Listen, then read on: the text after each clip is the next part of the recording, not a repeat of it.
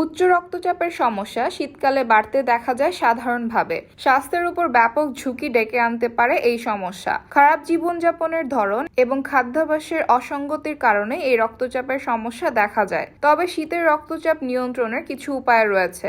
আপনার ডায়েটে 3 ধরনের ফল যোগ করলে এবং এই 3 ফল নিয়মিত খেলে শীতের রক্তচাপ নিয়ে কোনো সমস্যায় পড়তে হবে না। এই 3 ফলে রয়েছে প্রচুর পরিমাণে পটাশিয়াম, যা আপনার রক্তচাপ নিয়ন্ত্রণে রাখতে সহায়তা করে পূর্ণ মাত্রায়। এই তালিকায় প্রথমেই রয়েছে অ্যাভোকাডো। এই ফল স্নায়ু স্পন্দন উন্নত করতে সহায়তা করে। এতে রয়েছে প্রচুর খনিজ উপাদান।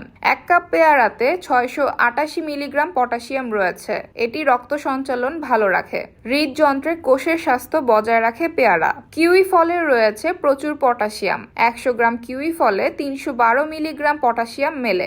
এটি পেশিকে সুস্থ রাখে। এছাড়া আপনি কলাও খেতে পারেন। এতেও রয়েছে পটাশিয়াম, যা কিনা আপনার রক্তচাপ নিয়ন্ত্রণে রাখবে।